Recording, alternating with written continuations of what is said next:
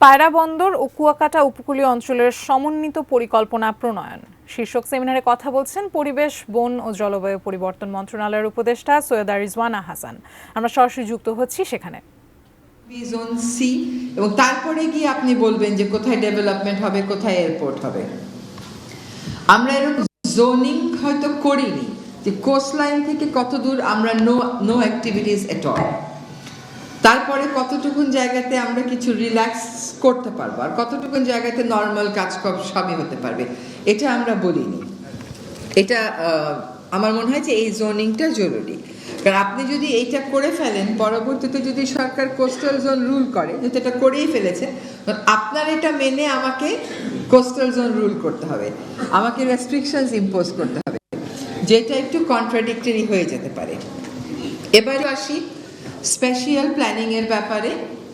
আমি মনে করি যে আমিও আছি অ্যাডভাইজারি প্যানেলে, আমাদের গৃহায়ন ও গণপূর্ত মন্ত্রণালয়ের মাননীয় উপদেষ্টা তিনিও আছেন।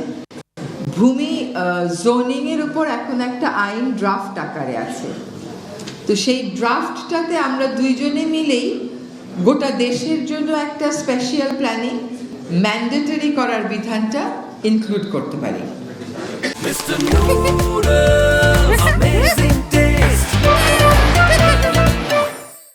আর আমরা আমাদের জন্মকাল থেকেই এই কথাটা শুনে যাচ্ছি যে একটা স্পেশাল প্ল্যানিং হবে, কৃষি জমি সুরক্ষিত হবে। কোনো কিছু আর সুরক্ষিত হয় না। আমার বোনও কেটে কেটে ওখানে মার্কেট বানায়, বাসা বানায়, কাজে একটা স্পেশাল জোনিং আমাদের ম্যান্ডেটরি। এবং আমি আবারও আদিলুর রহমান ভাইয়ের দৃষ্টি আকর্ষণ করছি যে আমাদের এই মুহূর্তে হাতে একটা খসড়া আইন আছে, ল্যান্ড জোনিং ও কৃষি জমি সুরক্ষা আইন। এটার খসড়াটা আছে, আমি কৃষিমন্ত্রী মহোদয়ের কাছে, উপদেষ্টা মহোদয়ের কাছ থেকে নিয়েছি। এইখানে আমরা দেশের জন্য স্পেশাল প্ল্যানিংটা ম্যান্ডেটরি করে ফেলতে পারি। এবার একটু আসি যে আমার মনে হয় যে আপনারা ডিটেইল, আপনারা পানির স্বল্পতার কথা বলেছেন।